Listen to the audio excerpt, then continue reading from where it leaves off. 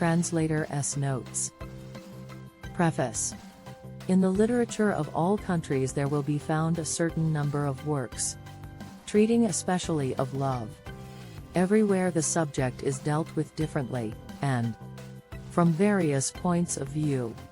In the present publication it is proposed to give a complete translation of what is considered the standard work on love in Sanskrit literature, and which is called the Vatsyayana Kama Sutra, or Aphorisms on Love, by Vatsyayana.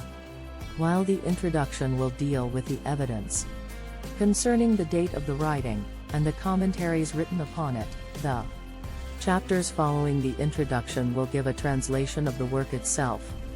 It is, however, advisable to furnish here a brief analysis of works of the same nature, prepared by authors who lived and wrote years after Vatsyayana had passed away, but who still considered him as the great authority, and always quoted him as the chief guide to Hindu erotic literature.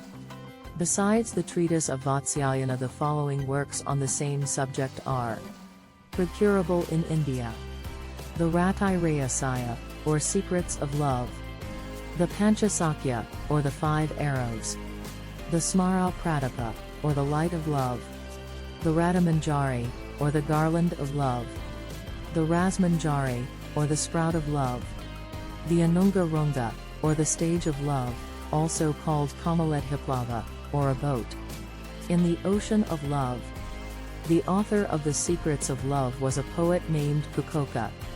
He composed his work to please one Venudatta, who was perhaps a king. When writing his own name at the end of each chapter he calls himself Siddha Patiya Pandita, i.e. an ingenious man among learned men. The work was translated into Hindi years ago, and in this the author's name was written as Koka.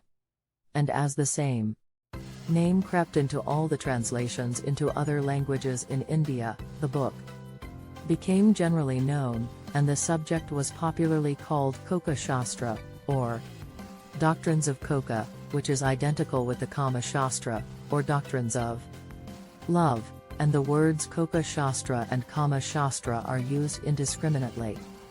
The work contains nearly 800 verses, and is divided into 10 chapters, which are called Pachivatas. Some of the things treated of in this work are not to be found in the Vatsyayana, such as the 4 classes of women: the Padmini, Chitrini, Shankini, and Hastini, as also the enumeration of the days and hours on which the women of the different classes become subject to love. The author adds that he wrote these things from the opinions of Gonakaputra and Nandikshwara, both of whom are mentioned by Vatsyayana, but their works are not now extant. It is difficult to give any approximate idea as to the year in which the work was composed. It is only to be presumed that it was written after that of Vatsyayana, and previous to the other works on this subject that are still extant. Vatsyayana gives the names of 10 authors on the subject, all of whose works he had consulted, but none of which are extant, and does not mention this one. This would tend to show that Kukoka wrote after Vatsya, otherwise Vatsya would assuredly have mentioned him as an author in this branch of literature along with the others.